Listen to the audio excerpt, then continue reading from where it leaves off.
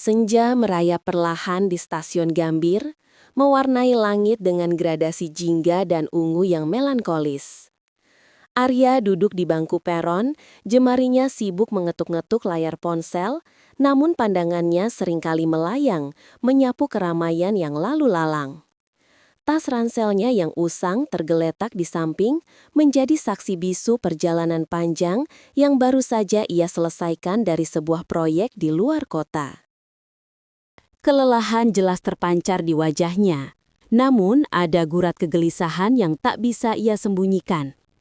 Kereta menuju Bandung, kota kelahirannya, tak kunjung tiba. Pengumuman penundaan sudah berkumandang 2 kali, menambah berat beban di bahunya. Suara riuh pengeras suara yang mengumumkan keterlambatan lagi memecah lamunannya. Arya mendesah, menyandarkan punggungnya ke sandaran bangku yang dingin. Tiba-tiba, aroma melati yang lembut namun memikat menyapa indera penciumannya, mengusir sejenak bau diesel dan kopi yang biasa mendominasi stasiun. Ia menoleh, dan di sanalah ia melihatnya. Seorang wanita berdiri tak jauh darinya, membelakangi pilar besar seolah menjadi pusat gravitasi bagi pandangan Arya. Rambutnya yang hitam legam tergerai indah, sebagian disibak angin sepoi-sepoi yang menyusup masuk melalui celah stasiun. Ia mengenakan blus tipis berwarna krem yang membalut lekuk tubuhnya dengan anggun, dipadukan rok selutut berwarna senada. Sebuah koper kecil berwarna merah marun tergenggam di tangannya, kontras dengan nuansa kalam pakaiannya. Bahkan dari jarak itu, Arya bisa merasakan aura kuat yang memancar darinya, campuran antara keanggunan, kemandirian, dan sesuatu yang misterius. Wanita itu perlahan membalikkan badan dan mata mereka bertemu. Jantung Arya seolah berhenti berdetak sesaat. Matanya, sepasang mata coklat gelap yang dalam, memancarkan kecerdasan dan sedikit kelelahan serupa dengannya. Namun juga ada percikan api yang tak terduga. Sebuah senyum tipis terukir di bibirnya.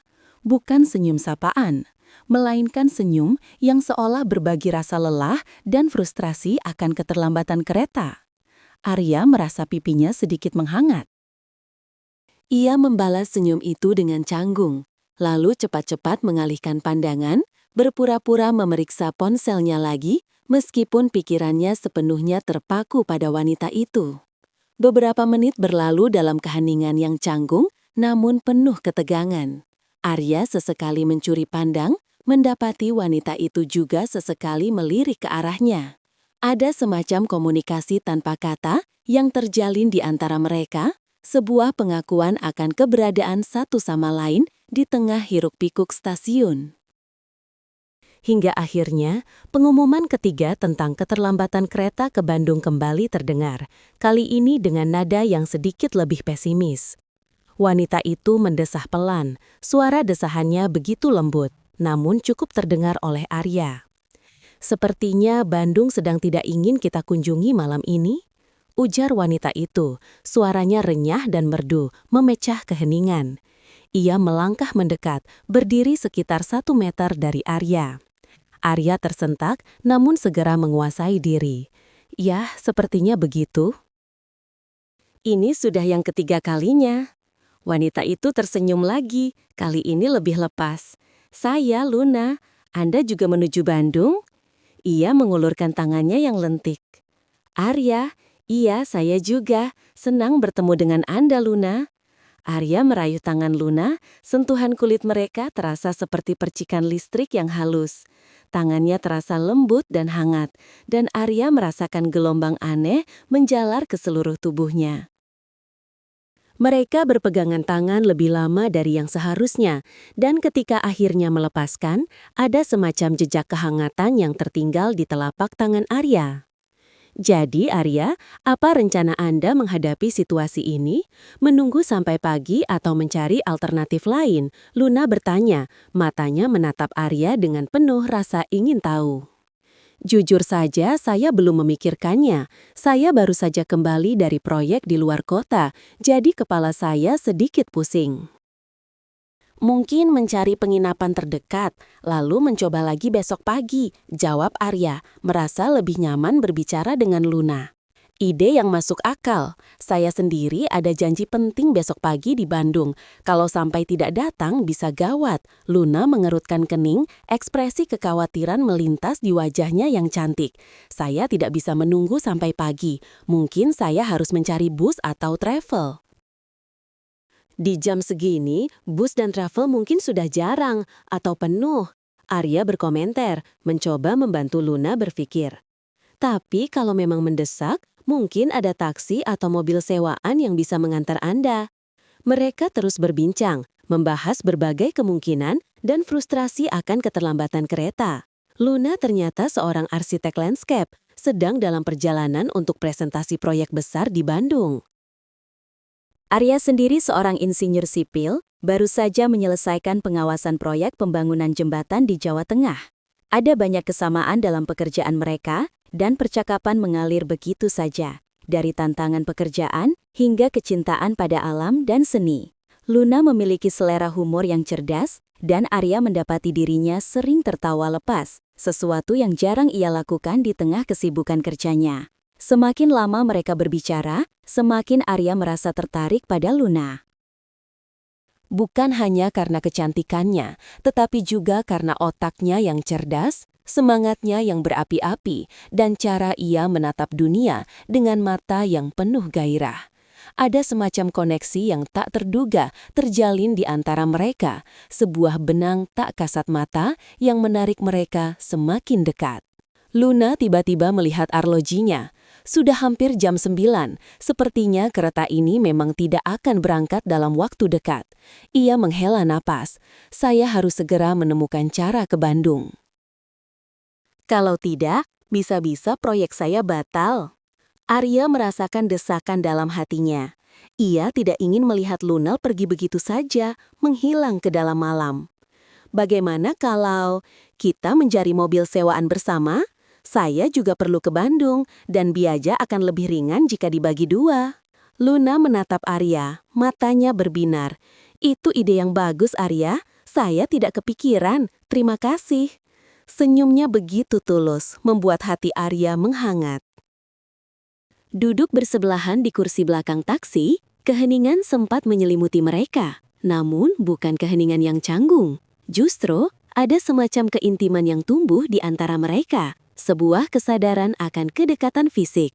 Aroma melati dari Luna kini lebih pekat, menyelimuti Arya, membuatnya mabuk kepayang. Sesekali, tangan mereka bersentuhan tanpa sengaja saat taksi melewati jalan yang bergelombang. Dan setiap sentuhan itu mengirimkan sengatan listrik yang halus ke seluruh tubuh Arya. Mereka kembali melanjutkan percakapan. Kali ini lebih personal. Luna bercerita tentang impiannya membangun taman kota yang indah, tentang masa kecilnya yang penuh petualangan. Arya berbagi cerita tentang ambisinya merancang bangunan yang ramah lingkungan, tentang kesepian yang sering ia rasakan dalam perjalanan dinasnya. Mereka menemukan banyak kesamaan, bahkan dalam luka-luka kecil dan harapan-harapan tersembunyi. Saat taksi melaju di jalan tol yang lengang, Luna tiba-tiba menyandarkan kepalanya ke bahu Arya. "Maaf Arya, saya sangat lelah," bisiknya, suaranya serak. Arya merasakan jantungnya berdebar kencang. Ia menegang sesaat, namun kemudian tubuhnya rileks. Aroma rambut Luna yang lembut menggelitik hidungnya. Ia menoleh sedikit, melihat wajah Luna yang damai dalam remang cahaya lampu. Sebuah dorongan kuat muncul dalam dirinya untuk merangkul wanita itu, untuk melindunginya dari segala kelelahan dan kekhawatiran. Perlahan, ia mengangkat tangannya, membiarkannya melayang di atas bahu Luna, ragu-ragu untuk menyentuh. Luna merasakan gerakan itu. Ia mengangkat kepalanya sedikit, matanya bertemu dengan mata Arya. Ada keraguan, ada pertanyaan, namun juga ada gairah yang membara di tatapan mereka. Malam itu, di dalam mobil yang melaju membelah kegelapan, dunia seolah berhenti. Hanya ada mereka berdua dan getaran tak terucapkan yang semakin kuat. "Luna," bisik Arya, suaranya tercekat.